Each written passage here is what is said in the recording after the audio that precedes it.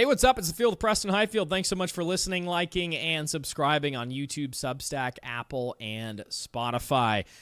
So glad to be back for the college football season. So fired up. Going to keep giving you guys as much content as I can.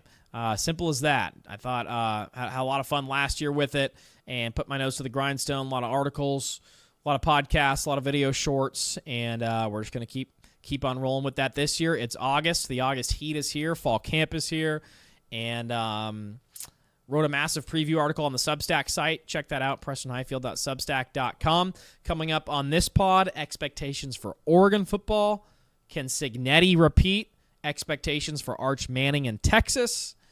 And a Heisman Trophy prediction and national championship prediction. Okay, so we start with Oregon football. Can the Ducks win their first ever national championship in college football? I'm not sure the expectation going into the season has ever been higher. You know, I've been watching some of these national pundits. Joel Klatt on Fox has Oregon as number one team in the country. You have a lot of people predicting Oregon to win the national championship. Obviously, a guy born and raised in Portland, went to the U of O, been around the program a while now. I don't think the expectation should ever be to win the Natty if you've never won the Natty. But I do think that a Final Four, a CFP semifinal, somewhere in that range, and just seeing your team get better and better based on what you have coming back from last year is absolutely the expectation. Okay, so, where to even start with the team? You know, the D-line, Mateo, Bear, Amari Washington, Tatum Tuioti, is as good as you're going to find in college football, right up there with Indiana. Indiana has two D linemen returning for fifth years, Kellen Wyatt and Stephen Daly, who, based on production on the field last year, Wyatt got hurt in October, but based on the field and production last year, along with Tyreek Tucker, who's very highly paid, their D lineman, and Mario Landino, who's an absolute force in that Natty. That's the best D-line in the sport to me. Based on returning production from a year ago, what actually happened on the actual football field. I think everyone remembers the national semifinal in Atlanta. Wasn't close, in favor of Indiana. All four of those guys back. They go ahead and get the nod, certainly as the best D-line in college football. Besides them, though, I think Oregon's front four is right there. You can stack it up with anyone else. LSU with Prince, Georgia with, their returners, Texas with Colin Simmons. You can stack Oregon's depth up against anyone, and that is, much like the team in 2012 with DeForest Buckner and Eric Armstead and Taylor Hart, that anchor of a dominant force of a D-line is your invitation to go very far in football, right? When Oregon played Auburn in the national title game, I was there in person. Really, the only main difference in the game was Nick Fairley. Oregon played obviously Cam Newton was a fantastic college player. Oregon pretty much negated him. They scored 19 points until that field goal at the buzzer, right?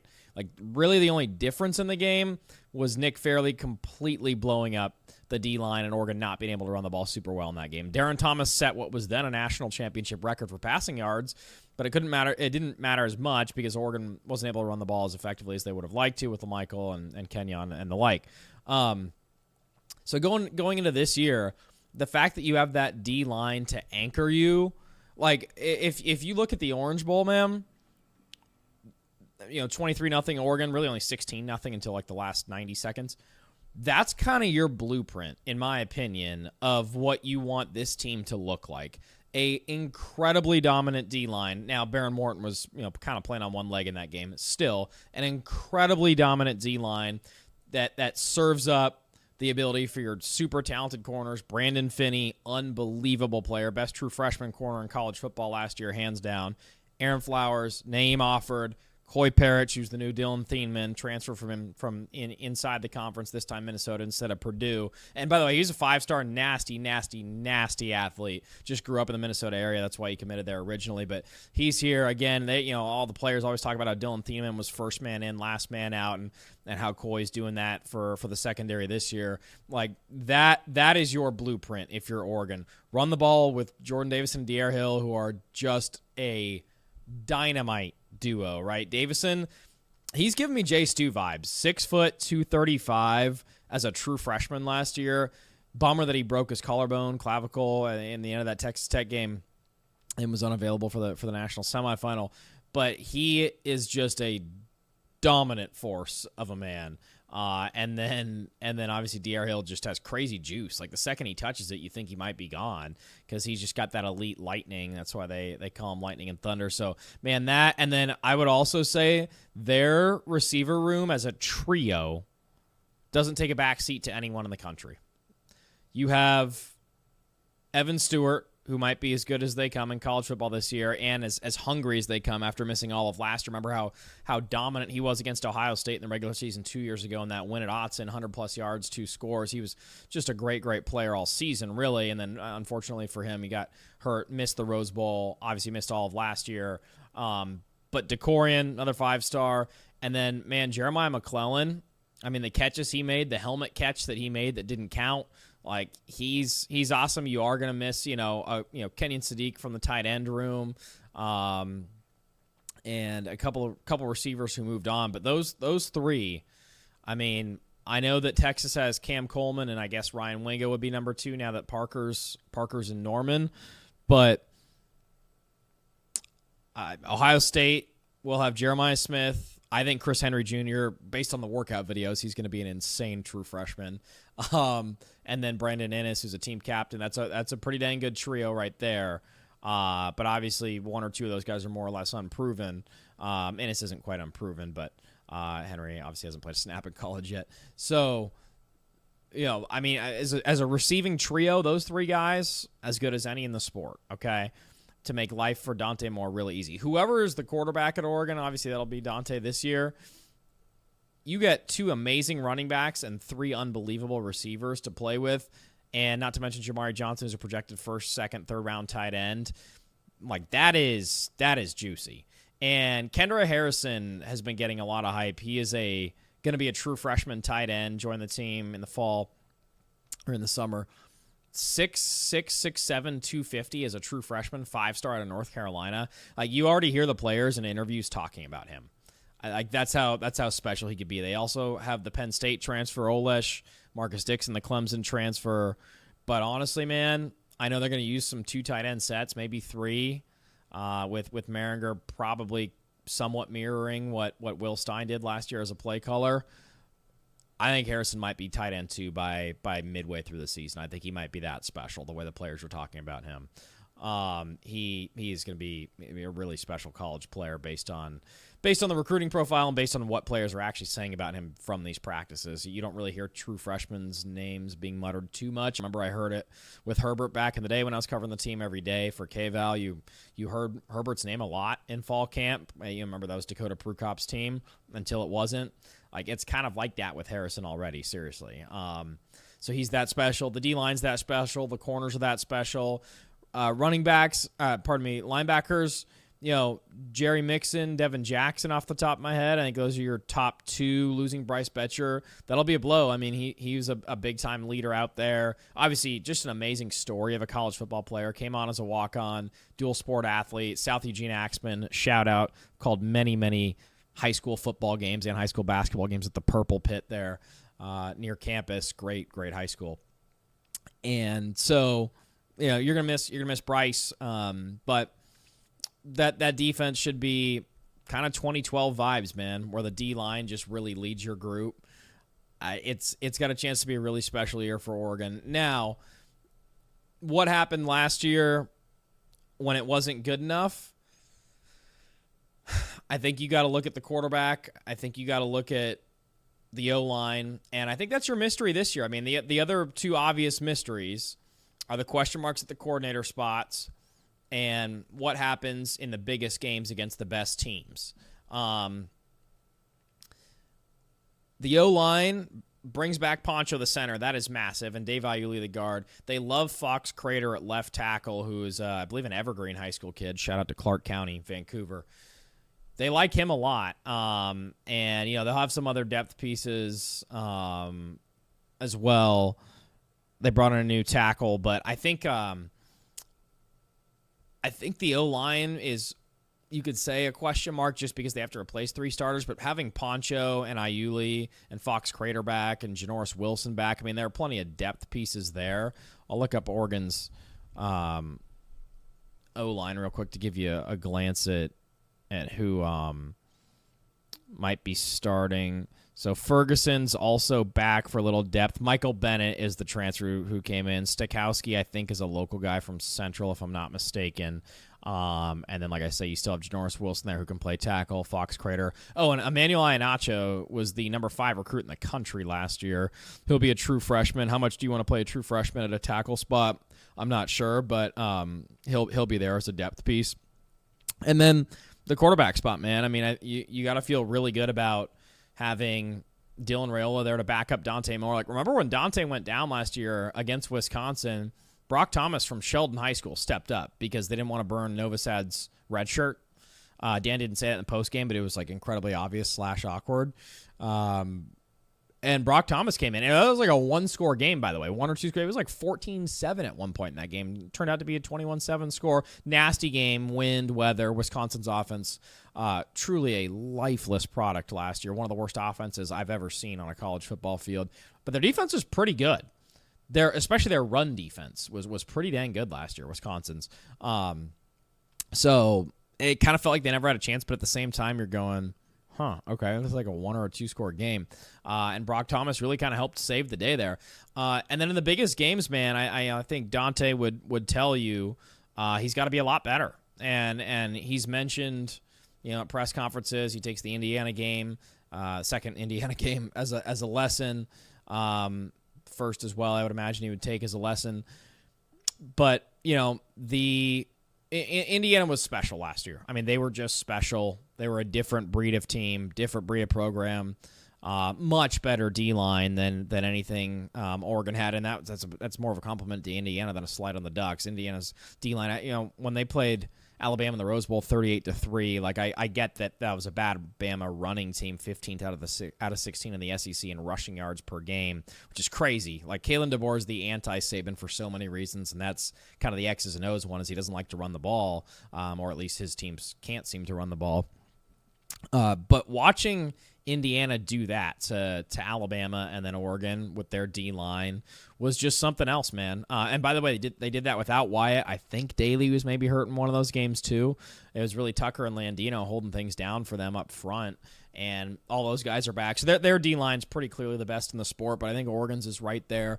And like I said, in the big games, I think you need, if your goal is to win a national title, you got to be special everywhere, really. I mean, look at how unbelievably special Mendoza was last year, and they hung on to win by 6 in the national title game. Like, if you want to win a national title, you have to have an incredibly special quarterback, unless the rest of your roster, like prime Georgia 2022-23 when they had Stetson Bennett. And granted, Stetson won them games. To be clear, he won them that Ohio State game, right?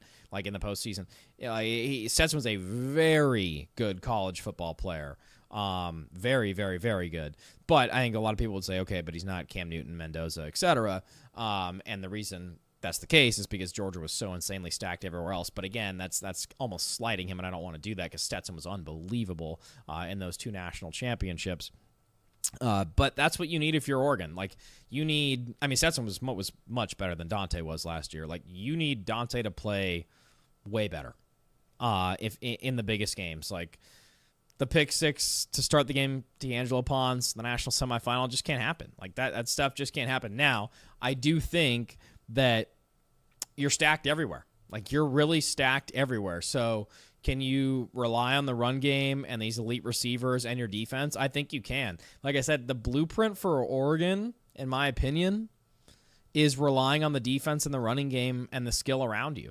Like, while Dante, I think, will have to be special in the biggest games and the biggest moments, I do think this is as good as you feel about an Oregon team talent-wise, maybe ever. I mean, you felt great in 2010 because they were so far ahead of the curve offensively with Chip's system. In 2012, so far ahead of the curve, plus you have Mariota, plus you have an all-time great D-line. Those 2 teams were so good. Obviously, the 15 team that they're 14/15 team that where Mariota won the Heisman, they murdered Florida State in the Rose Bowl. I was at that game, and then they got run over in the national title game. They just didn't quite have the horses at the linebacker spot. Zeke Elliott and those oiled up ribs. Special player, since outlawed that Zeke Elliott move. But I think if you're Oregon, man, you got to feel really good about where you're at. And you don't play Indiana in the regular season, play Ohio State and then Michigan. And then if you do face Indiana in the postseason, it's time for Dante to kind of step up. You know, it was ugly against Texas Tech, but at the same time, Oregon's D-line and their running game was incredible. New kicker, by the way, Gage Urich. New kicker, West Lynn kid. Saw him kick a bunch in high school. Massive leg. Mixed results in the spring game. Atticus Sappington, I don't want to say Duck legend, but legendary performance at Iowa last year. Certainly one of the best games in the history of Oregon football from a kicker. 4 for 4. The game winner in like the sleet from 38 yards out on the road, and if he misses it, they lose. Like that's as good of a kicking performance as you'll ever see from an Oregon player. Really, maybe any college player, especially given the conditions and how close the game was, etc.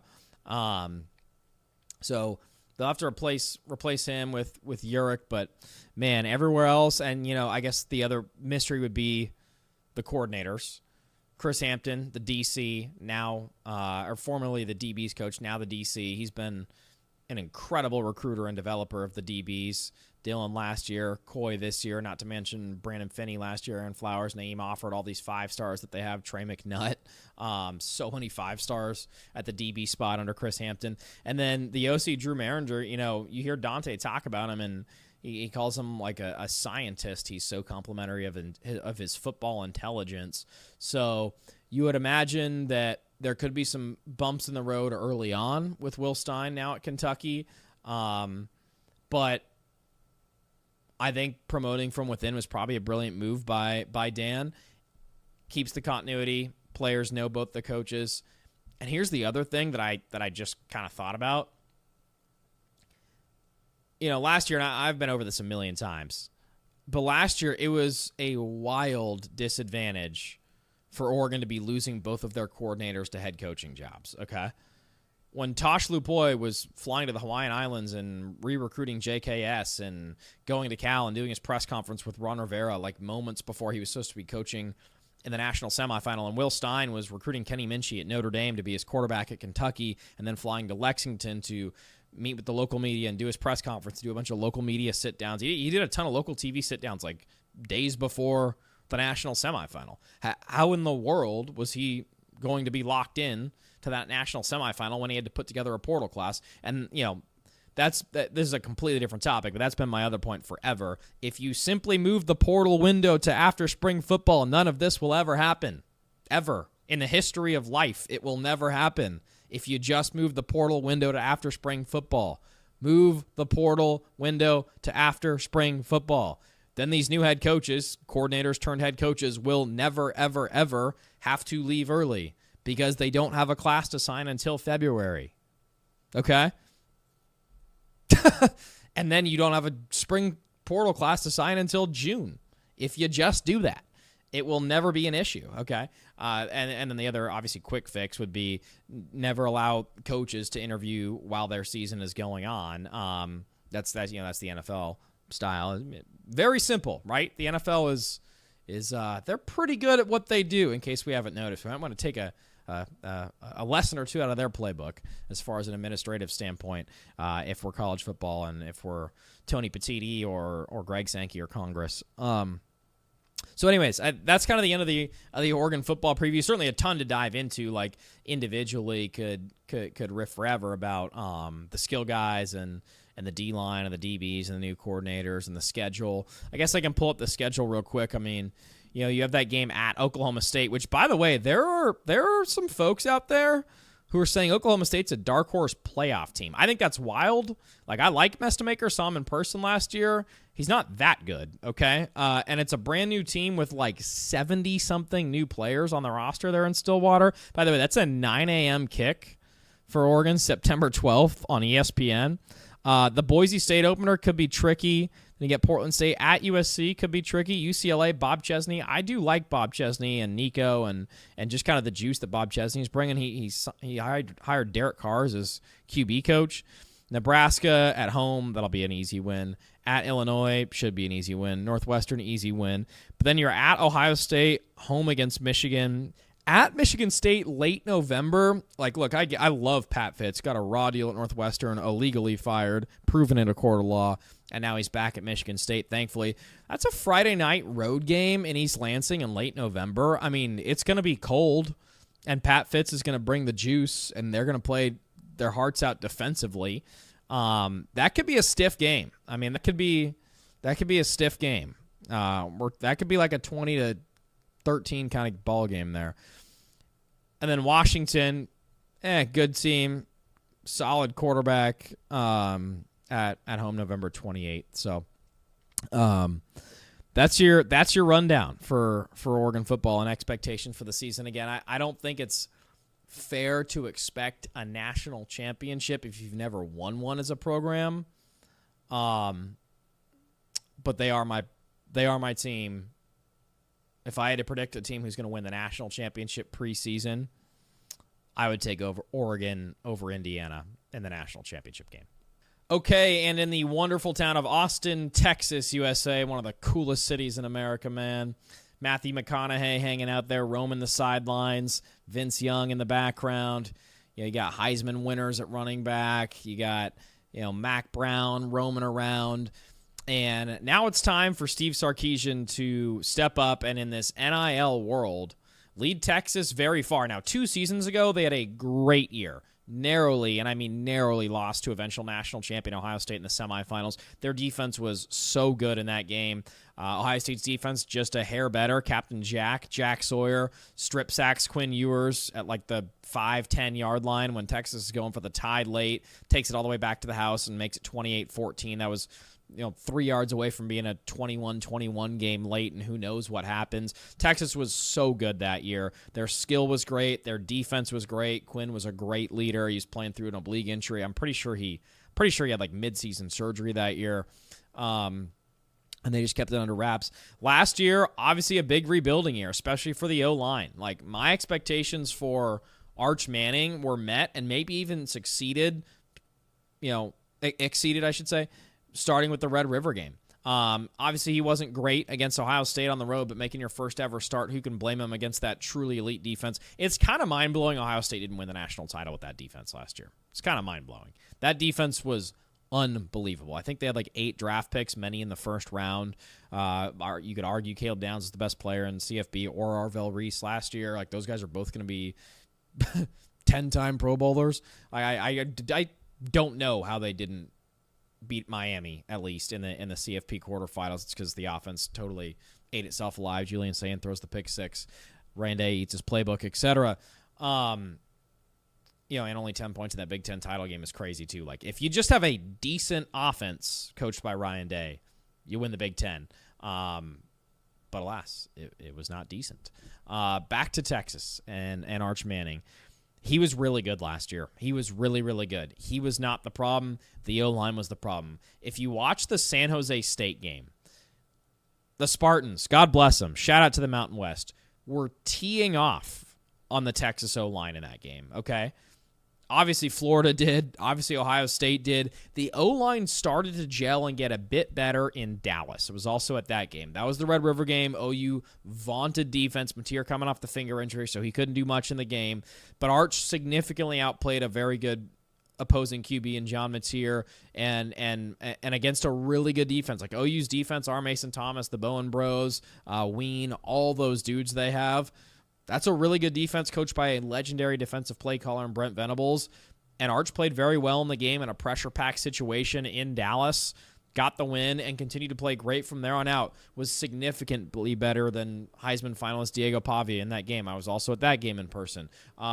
Was significantly better than Marcel Reed, who at the time was 11-0 over Texas A&M. It's a Thanksgiving game on national TV, rivalry game. Texas A&M with a chance to cap off their best regular season ever. Arch dominates the second half of that game. They win. He used his legs a lot in the second half of that game. They go up against Michigan, the Big Ten, best conference in America, right? Wasn't close. Arch was much better than Michigan and much better than Bryce Underwood. Arch was not the problem last year. He was great. The problem Wasn't even really the skill guys, although it was certainly an inexperienced group of receivers last year. I like Parker Livingston a lot. He'll probably be solid, and Norman was really good for Texas last year. Arch's roommate, really good player for the Longhorns, jumped in the portal when Sark basically said, hey, we're bringing in Cam Coleman and paying him this much. We can only pay you this much. Livingston jumps to Norman for the report is by, what's his name? Kirk Bowl, longtime sports writer down there in Texas. The report is that he got a 400G offer from Texas, 800G offer from Norman. Goes to Norman. He'll take 800Gs. Can't blame the young man if that report is true. But that's why he's gone. They have Ryan Wingo back and Emmett Mosley back. That's a pretty sweet trio of receivers, along with Cam Coleman, who's a bona fide number one, who was kind of hiding at Auburn the last year or two, but he was a great player there. Auburn had a carousel of quarterbacks the last 2 years. I mean, the Sigma Chi president was probably throwing passes for Auburn at some point last year. They had a total carousel of quarterbacks, and Coleman was still a good player. You've seen some of the highlights emerging from fall camp. He's incredible. My expectations for Archer is that he's going to continue to be great, and he'll probably even ascend to a different level of greatness this year. The skill all around him is going to be great with Coleman and Wingo and Mosley, and now you bring in Raleek Brown and Hollywood Smothers, C.J. Baxter dips, Jonte Cook dips. You got a lot of talent there, okay? The biggest problem last year was the O-line. Now, they do bring back Cole Hudson, who just got a fifth year, 48 games played for Texas. Trevor Gooseby, the left tackle, he's a solid player. Those guys are above average for their position.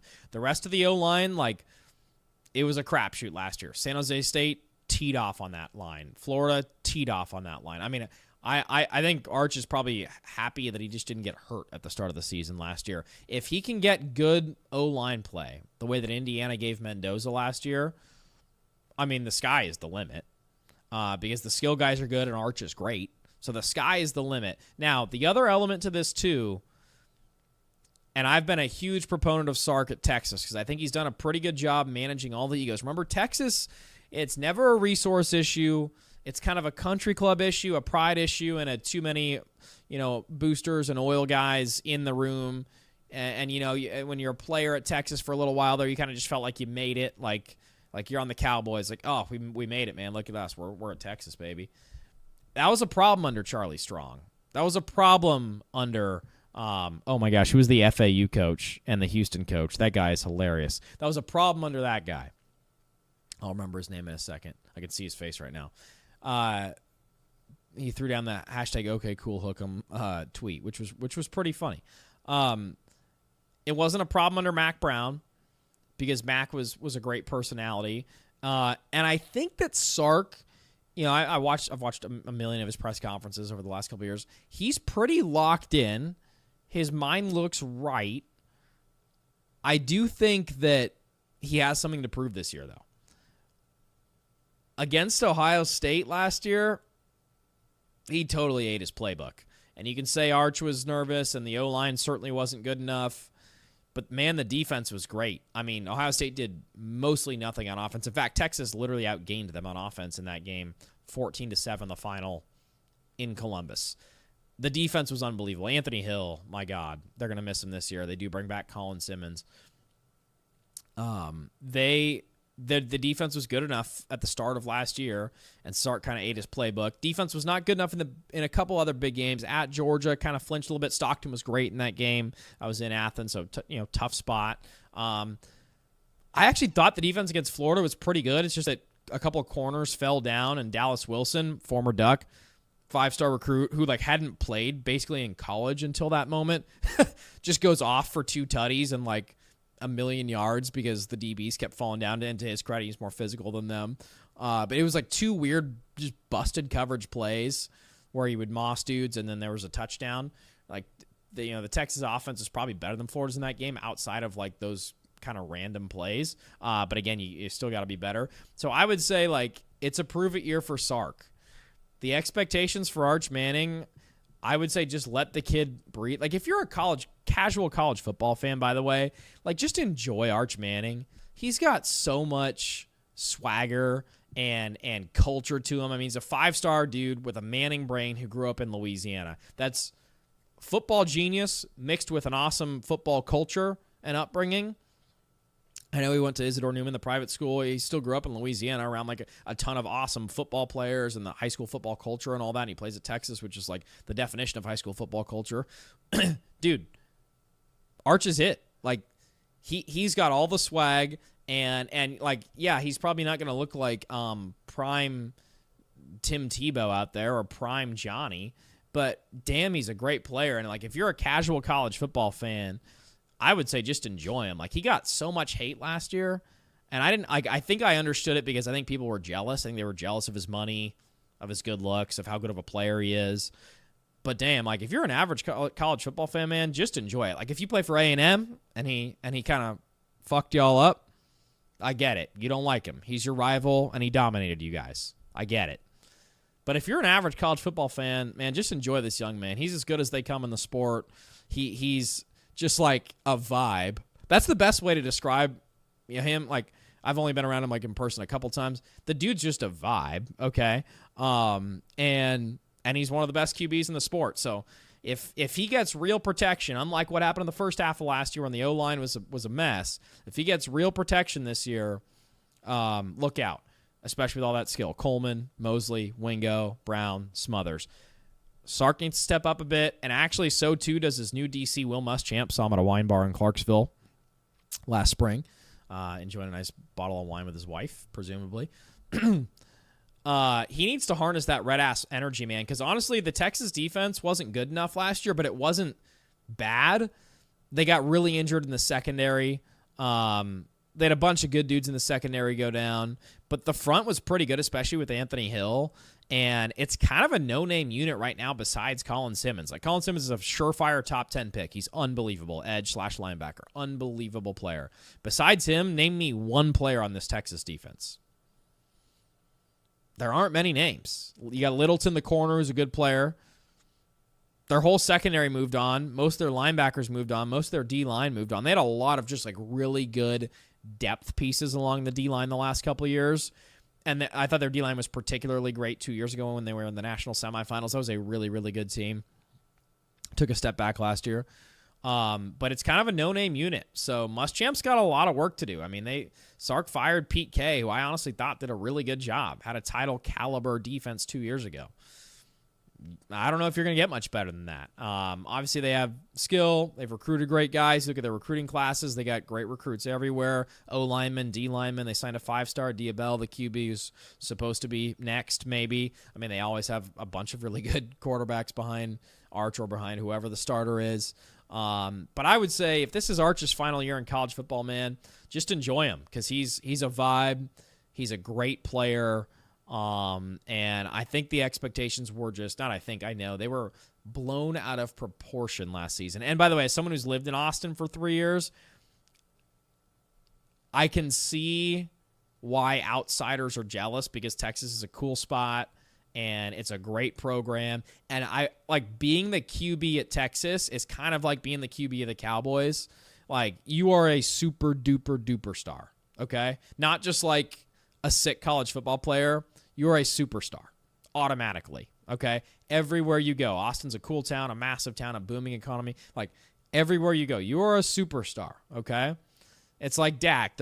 Dak's been pretty good. Not good enough, but certainly not good enough to match his contract, but pretty good. But the reason he kind of gets ripped on is because he's the QB of the Cowboys, and have they even made an NFC title game? Like, in, like, the decade he's been there? Like, if you're the QB of Texas or the QB of the Cowboys, the expectations are just blown out of the water. And I'm so glad I've chosen to enjoy Arch instead of just kind of compare him to whoever. And I would encourage people to do the same because he's a vibe and a great, great player. If he can get protection this year, he'll be as good as any QB in the sport. Can Curt Cignetti and Indiana football repeat as national champions in 2026-27? Absolutely. They would be, if I had a ballot, my preseason number one team in all of college football. Now, Fernando Mendoza was not just special, he was extra, extra special. He was a complete difference maker. He did such an amazing job last year running, passing, getting them out of tough situations. Like the Big Ten title game, I think was the favorite game that I saw from Mendoza. The Natty was obviously epic too.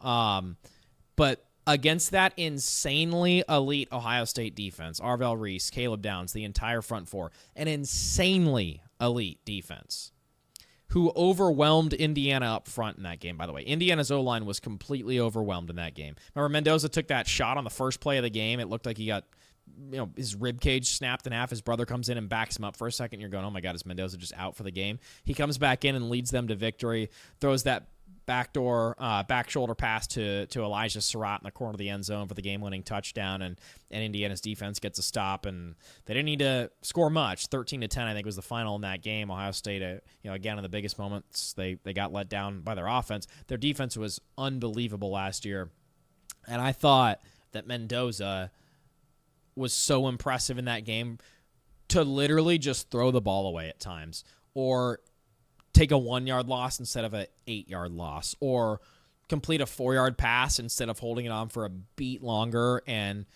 getting stripped, stacked, fumbled, turning the ball over, or just a booming sack or another hit. Like, he was so quick and elite with his decision-making in that game. His mind was so different from Sayan's and anyone else in the sport last year. He was completely next level. You saw the national semifinal against Dante Moore, not to do the comparison thing, but my God, one person was processing at an elite level, and another player was certainly not. Like, the Mendoza processing last year was unbelievable. So, period. He's a legend, obviously, wins the Natty, wins the Heisman. It's a bummer for them to lose him. That being said, pause. Josh Hoover, 23 years old, fifth-year senior. I've seen him play in person a couple times at TCU. His production was amazing. Curt Cignetti just sit down with Reese Davis and went through some tape. Really good insight there. I watched the kind of a long-form video of that, and he loves Hoover. And if Cignetti loves Hoover, that's good enough for me. And I want to say this, too. There were an abundance of players hoping they could play for Curt Cignetti this offseason. I don't know exactly who. Sam Levitt, Damon Williams, Darian Mensah. And by the way, I think Mensah and Chambliss and Levitt are probably the best QBs in the sport. I'll get to that later. But there were a lot of quarterbacks who wanted to come to Notre Dame, okay? Or pardon me, not to Notre Dame, who wanted to come to Indiana. And Curt Cignetti chose Josh Hoover. I kind of want to make that clear. He chose Josh Hoover. It's not like he got lucky and Hoover came to him. There were a lot of quarterbacks who said, Curt, please take me. And Curt evaluated a bunch and said, I want Josh Hoover. That's how that went. So that is a massive compliment to Josh Hoover to be that good and that experienced and that productive, to have Curt Cignetti sign off and be like, he's my quarterback for next year. Okay. He told Reese in that interview that he is on par with where Mendoza was after spring ball last year. That's another hell of a compliment for Josh Hoover. The defensive line, best D-line in the sport by a mile. Tyreek Tucker is back. Mario Landino is back. Those guys dominated the national title game. Kellen Wyatt got hurt in October. He was incredible. Stephen Daly got hurt late in the season. He was incredible. All four of those starters are back. Two of those, Wyatt and Daly, were originally not supposed to be back, but they got granted fifth years because of that judge in Colorado who just granted everyone an extra year. It was something about the 2022 season. If you started then, you are able to play this year. So all those guys get a fifth year. That is a dominant D-line. Elijah Hardy in the middle, a dominant linebacker. They're going to miss Aiden Fisher and D'Angelo Pons. Those guys were so good. Oh, my God, those guys were so good. Saw them in person against Purdue. Those guys were so... Aiden Fisher was never in the wrong spot. D'Angelo Pons, pick 6 from Dante Moore to start the semifinal. I'll take that. He was dominant the whole season. They were so good. Elijah Surratt, they're going to miss him, obviously. Omar Cooper Jr., legendary catch at Penn State, legendary season in general. They're going to miss all those legends, and I don't say that word lightly. Legends. They led Indiana football to the national championship victory, trophy, legends. And yes, those guys are gone. A.J. Harris, by the way, great player at Penn State. He's a new corner, stepping in for Pons in the secondary via the portal. Nick Marsh, new receiver. Charlie Becker, I think, will be the best receiver on the team. He had the Big Ten clinching catch down the right sideline on that back shoulder route against Ohio State in Indy. Started as a walk-on, was just a sophomore last year, scored in the Rose Bowl, dominated. and he's a really good player. And so I think they're going to be fine at wide receiver. And you just have to ultimately trust Cignetti. Turbo Richard from Boston College, good player. Carter Smith, by the way, their left tackle's probably the best left tackle in college football. I think he's first team All Big Ten, first team All American last year. So their O-line should be really good again. So, I mean, dude, Indiana's starting to spend a little money now, all right? They're bringing in some good transfers now, and I don't think they spent nearly as much as Ohio State or Oregon or some of these other schools last year, but they're starting to spend a little more now. And I'll say this about Hoover, too. Like, Curt Cignetti, the formula is not a five-star true freshman. He doesn't want your Bryce Underwood. He doesn't want a player like that. He wants someone who is productive, developed, and grown. As long as this NIL and portal era is here, a.k.a. you can pluck a really good quarterback from a different school, they have a good year, a la Mensa, a la Levitt, fill in the blank, Chambliss, Dante Moore, Dylan Raiola. Cignetti is going to get to pick and choose who he wants for his system for years to come, okay? And it'll probably come with a steep price tag. I imagine Hoover, I read the Max Olson ESPN article, I imagine Hoover $4 to $6 million, something like that. It's reality. Indiana's got it. That's no problem.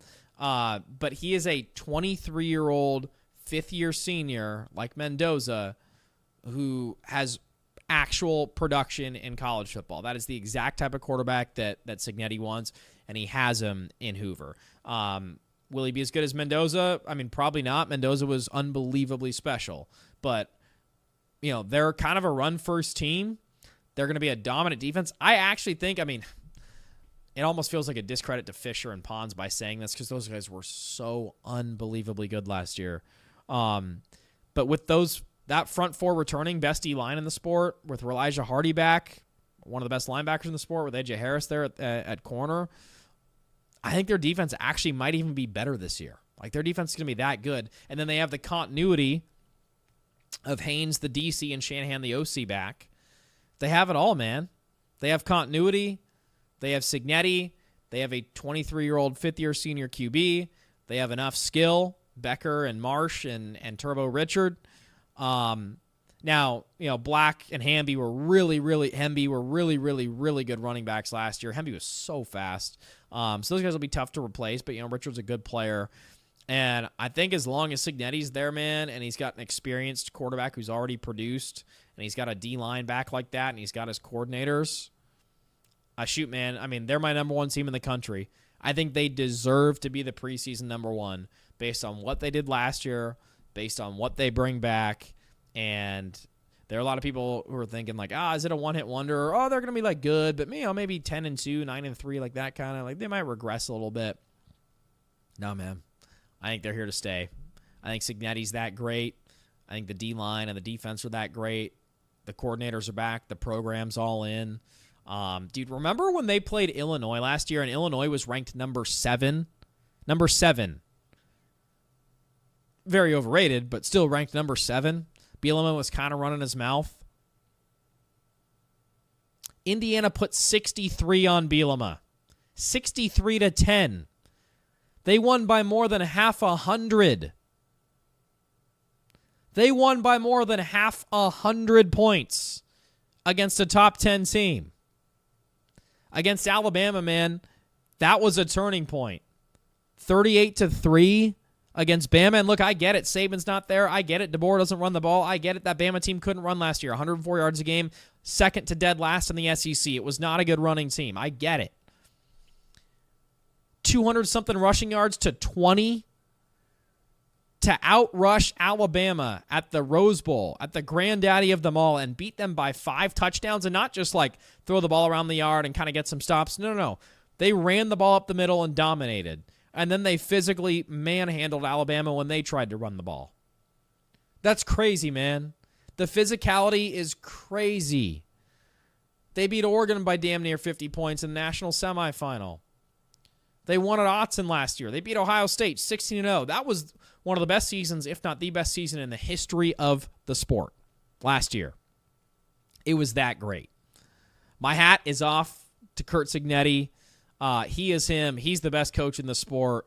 And as long as he's there with the continuity and the defense that they have, and I like Hoover, mobile kid, smart kid, can throw it 60 yards on a rope.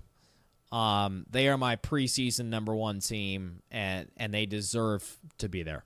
So there's a lot more I want to get to in this pod. I think I'm going to have to do a second pod at some point, but I do want to touch on the Heisman situation and give my national championship pick as well.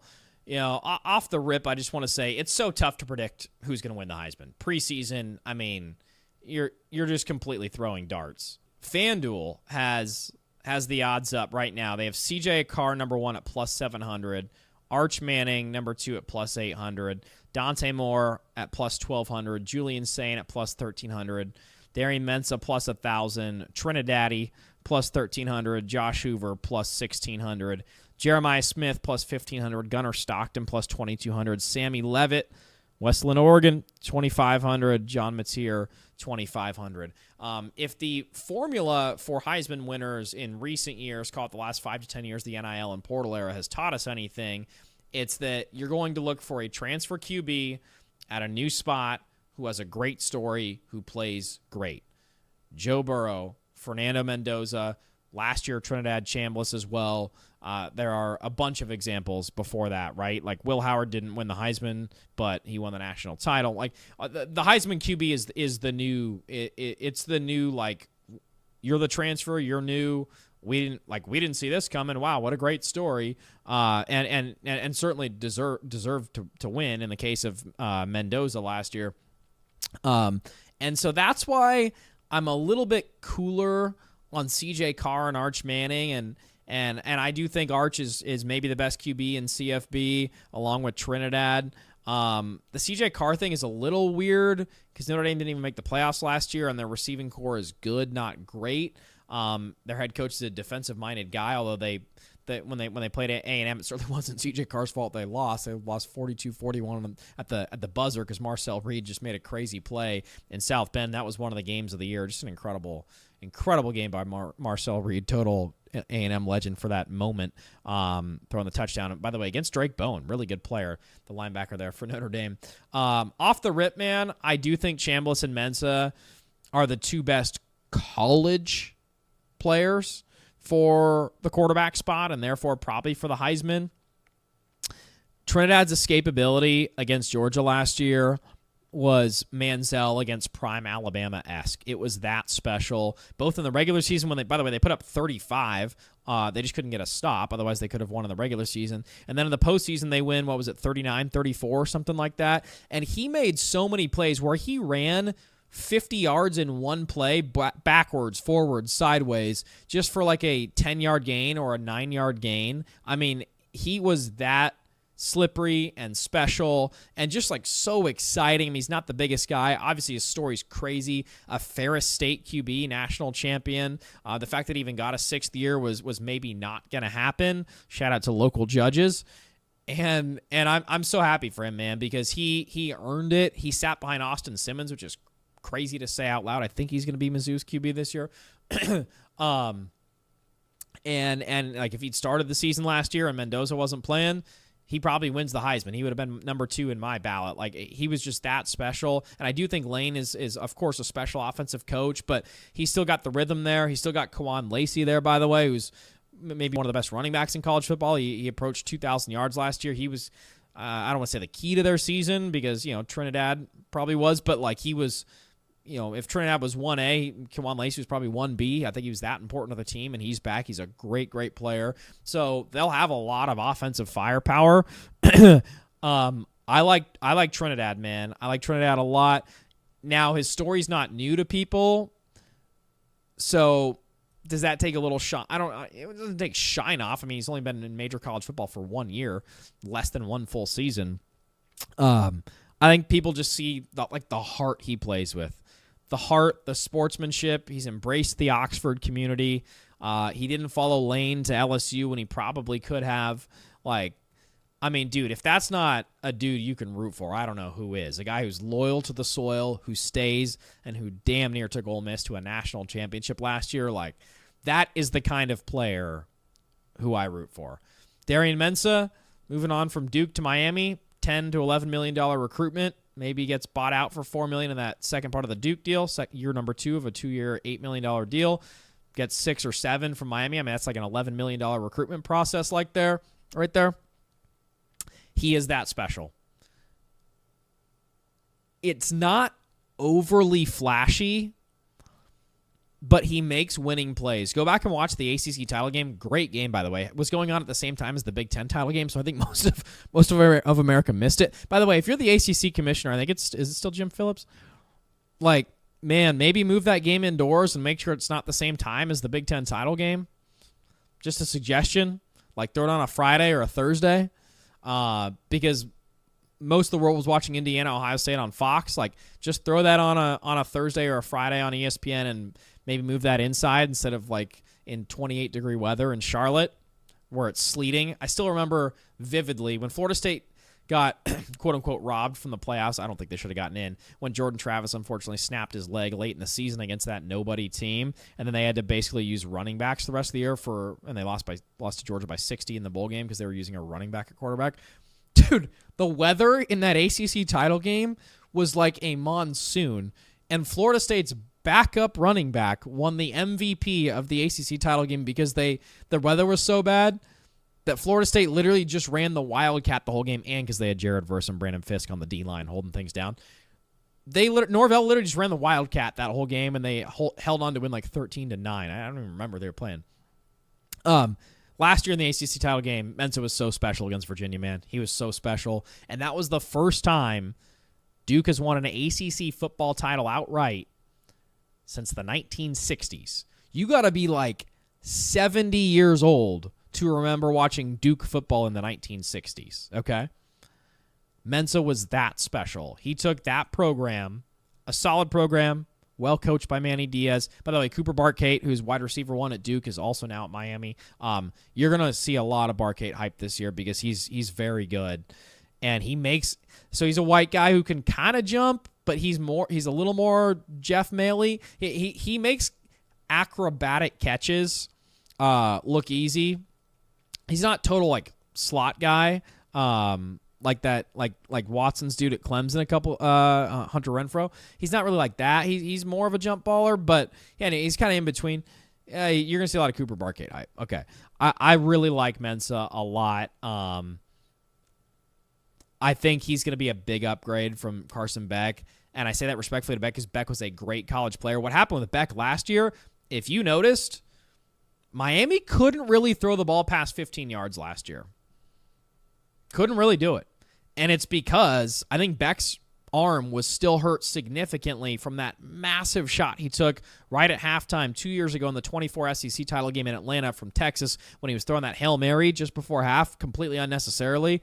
Hurt, crippled his arm. Obviously, for the rest of that, he was out for the rest of the game and the year. Stockton led them to a narrow win in overtime, and then they got bounced in the first round against Notre Dame. That is because Kirby did not need to throw that Hail Mary before half, but he did. And Beck's arm just about fell off, and he needed surgery, obviously, like major surgery. And I think Miami and Cristobal, they did a great, Shannon Dawson, they did a great job of, getting Malachi and Tony the ball in tunnel screens and quick motions and slants and all that. And, obviously, Mark Fletcher Jr. is back, like, ton of great skill there. Tony, Mark Fletcher Jr., and Barkate, dude, that's a nasty trio, man. With Mensah, that Miami offense is going to be sick. My Miami offense is going to be sick. So I like those two guys a lot. If you're looking for So Mensah kind of fits the bill of like first year at a school and is going to be a transfer guy who's going to be great. He fits the bill for that.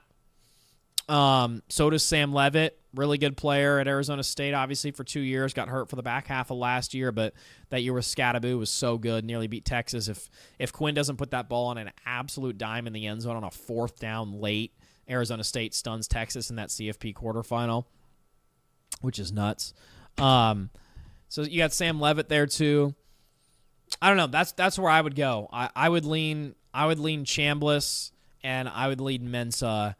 And who would I vote for? Trinidad. Who is my official prediction? This is crazy, but I'll say Darian Mensah wins the Heisman this year. Okay, and closing things out with a national championship prediction. By the way, January 25th, folks. January 25th, 2027 at Allegiant Stadium in Las Vegas. Mark your calendars. Circle them. It's a quick flight from the West Coast. If those Ducks make it, that's a quick flight, man. It's a quick flight from the West Coast.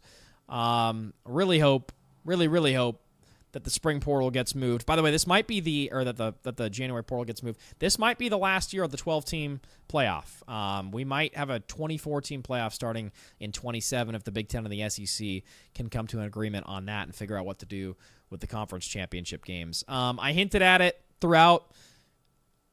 Oregon, Indiana, Texas, and Miami, I think, are my top 4 in college football this year.